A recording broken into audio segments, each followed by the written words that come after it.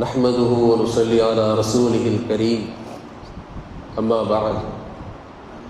கண்ணியத்திற்குரித்தான அல்லாஹ்வின் நல்லடியார்களே, பெருமானார் ஸல்லல்லாஹு அலைஹி வஸல்லம் அவர்கள்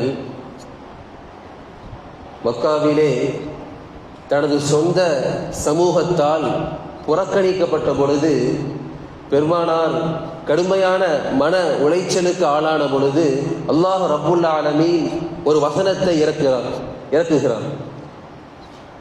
உத்லுமா ஊஹிய இலைக்க, நபியே நீங்கள் குர்ஆனை நீங்கள் ஓதுங்கள்.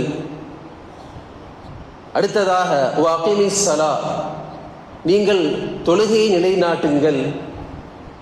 மூன்றாவதாக வட திக்ருல்லாஹ், அல்லாஹ்வை நீங்கள் திக்ரு செய்யுங்கள். இந்த மூன்றிலும் உங்கள் மன அமைதிக்கான ஆறுதல் இருக்கிறது, அதற்கான தீர்வு மூன்றிலும் இருக்கிறது என்று இறைவன் பெருமானாருக்கு ஒரு ஆறுதலாக இந்த வசனத்தை இறக்குகிறார்.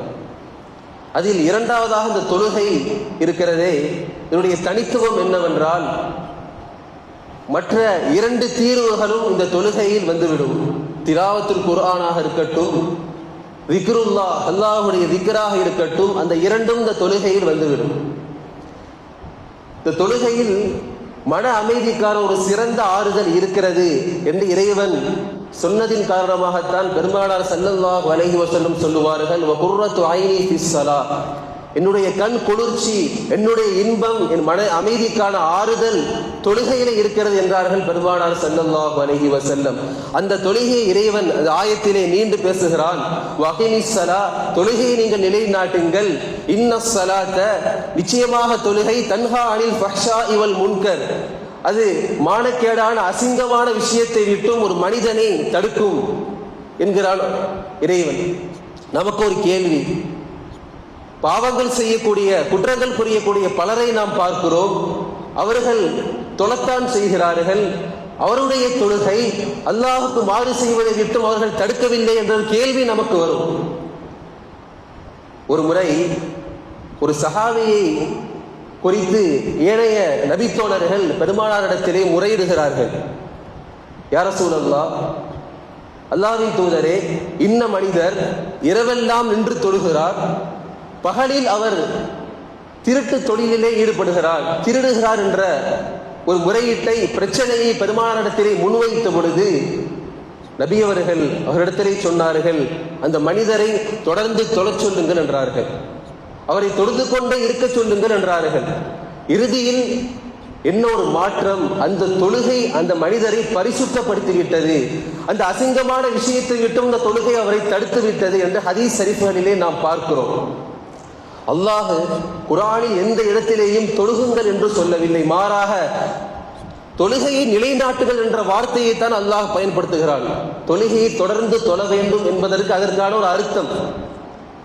அப்படி தொடர்ந்து தொழப்படுகின்ற அந்த தொழுகை மானக்கேடான விஷயங்களை விட்டு ஒரு மனிதனை தடுக்குமா என்றால் இல்லை.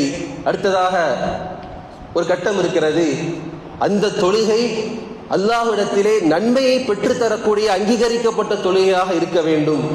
அப்படி இருந்தால்தான், இது இப்னு அப்பாஸ் ரலியல்லாஹு அன்ஹு சொல்லக்கூடிய விளக்கம், எந்த தொழுகை நன்மையை பெற்று தருகிறதோ அந்த தொழுகை தான் மனிதனை இழிவை விட்டும் மனிதனை தடுக்கிறது, அவனுக்கான கண்ணியத்தை உறுதி செய்கிறது என்று இப்னு அப்பாஸ் ரலியல்லாஹு அன்ஹு சொல்கிறார்கள்.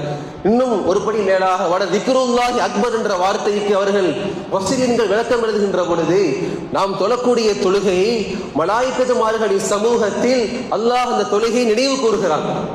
அந்த நினைவு கூறுவதின் வெளிப்பாடாக, அந்த ஒரு பரக்கத்தின் காரணமாகத்தான் மனிதன் மானக்கேடான விஷயங்களை விட்டும் தடுக்கப்படுகிறார் என்று முஃபஸ்ஸிரீன்கள் விளக்கம் தருகிறார்கள். குர்ஆனிலே வருகிறது ஷுஐப் அலைஹிஸ்ஸலாத்தினுடைய வரலாறு. அவர்கள் தங்களுடைய கூட்டத்தை அந்த இணை கற்பித்தலை விட்டும், அந்த எடை நிலுவையில் மோசடி செய்வதை விட்டும் தடுத்த பொழுது அந்த கூட்டம் அவர்களை நோக்கி ஒரு கேள்வி எழுப்பியது, அஸ்ஸலாத்து தஅமுருக நத்ருக மா யஅபுது ஆபாவுனா, நாங்கள் முன்னோர்கள் இந்த இணை கற்பித்தலையும் நாங்கள் செய்யக்கூடிய இந்த மோசடியையும் செய்ய வேண்டாம் என்று உங்களுடைய தொழுகை உங்களுக்கு ஏவுகிறதா என்று கேட்கிறார்கள். அப்போ ஒரு தொழுகை மனிதனை இழிவான காரியங்களை விட்டும் மானக்கேடான விஷயங்களை விட்டும் தடுக்கும் என்று இறை நிராகரிப்பாளர்கள் கூட அறிந்திருந்தார்கள் என்று குர்ஆன் சொல்கிறது. இறைவன் ஈமானுக்கு அடுத்தபடியாக, தௌஹீதுக்கு அடுத்தபடியாக இந்த மனித சமூகத்திற்கு உத்தரவிட்ட முதல் உத்தரவு தொழுகைத்தான். காரணம், தொழுகைத்தான் ஒரு மனிதனை பக்குவப்படுத்தும். சிறந்த பண்பாளனாக, ஜெயசீலராக தொழுகைத்தான் ஒரு மனிதரை மாற்றும் என்பதால் தான் அல்லாஹ் முதலிலே தொழுகையை மனிதனுக்கு உத்தரவிட்டான். பின்புத்தான் நோன்பு, சதக்காக்கள், இதர வழிபாடுகள் எல்லாம். வரலாற்றிலே பார்க்கிறோம், அவுரங்கசீப் ரஹ்மத்துல்லாஹி அலைஹி அவர்கள் ஆப்கானிஸ்தானை வெற்றி கொள்வதற்காக சென்ற பொழுது படை நிற்கிறது.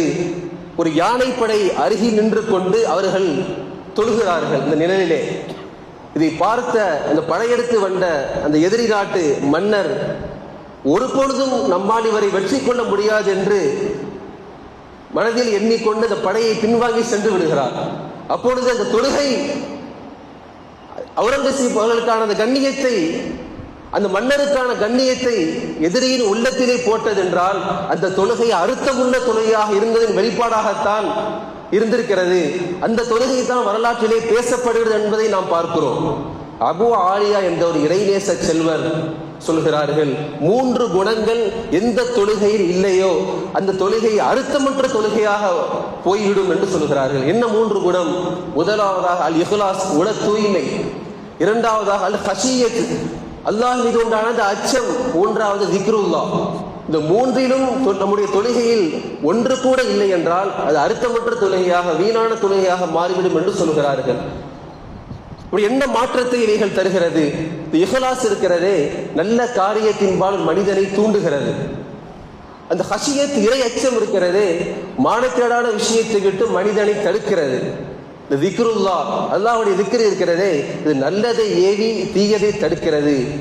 இந்த மூன்றின் காரணமாகத்தான் இந்த 3 எவருடைய தொழுகையில் இருக்குமோ, இஹ்லாஸும் ஹஷியத்தும் திக்ருல்லாஹும் எவருடைய தொழுகையில் இருக்குமோ அந்த தொழுகை இறைவன் சொல்லியதை போல இன்ன ஸலாத்த தன்ஹா அனில் ஃபஹ்ஷாஇ வல் முன்கர், மானக்கேடான விஷயங்களை விட்டும் அசிங்கத்தை விட்டு ஒரு மனிதனை தடுக்கக்கூடிய தொழுகையாக இருக்கிறது என்று இமாம் அவர்கள் பதிவு செய்கிறார்கள்.